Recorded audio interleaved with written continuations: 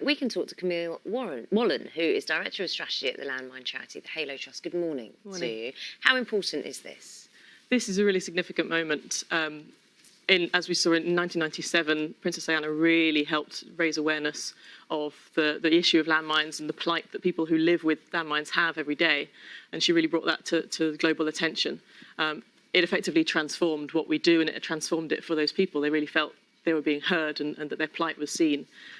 So having Prince Harry go back there today is really significant.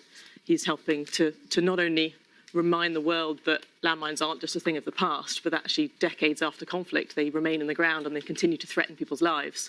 But he shows that the impact of mine clearance, when he'll be going back to the minefield this afternoon that his mother walked on 22 years ago, and it's a completely different place. It's been completely transformed from scrubland to a bustling community with houses and schools and shops.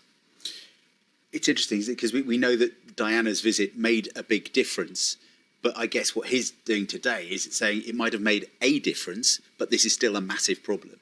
Exactly. So there are still just over 1,100 minefields left in Angola, and these, what we'll see today is the impact, what we can achieve when we complete clearance. And countries can be completed. We saw in 2015, Mozambique was completely cleared of landmines, but unfortunately there are still many countries left in the world that have a landmine problem, and over 60 million people who are still affected by mines. What's the pushback in terms of why some countries are not being cleared of these mines quickly enough?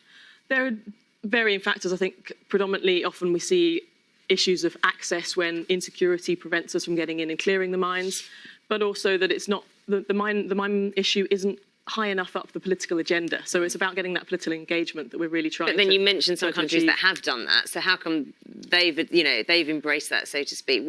What are the countries that perhaps the sticking points at the moment? I think predominantly it tends to be down to funding and political engagement. So where there's a combination of a country that doesn't really appear high enough up the age spectrum and isn't. Angola, for example, has seen a dip in funding in recent years, but actually, yes, this year's a really good news story, because we've seen increased engagement from the Angolan government themselves.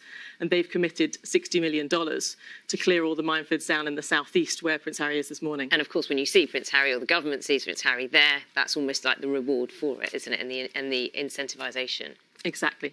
And what's really interesting about where Prince Harry was visiting this morning in Dirico is that it's actually raising awareness of a lesser known impact of mines.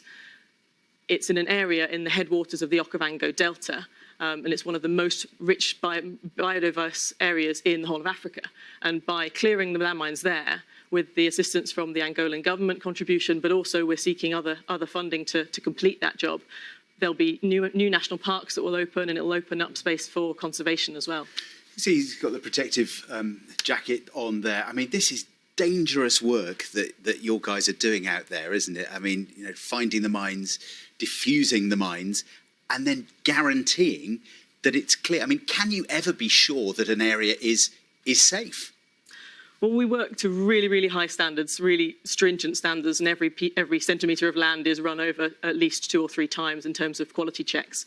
When a country is cleared of mines, it's effectively cleared of all known minefields. It's very hard to tell. There might be minefields found in the future in an area that wasn't yet used.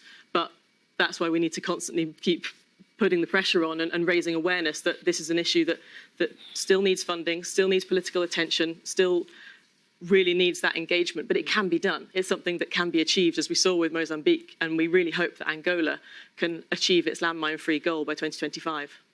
Okay. Camille? Thank you very much indeed. Thanks very much. Thank you.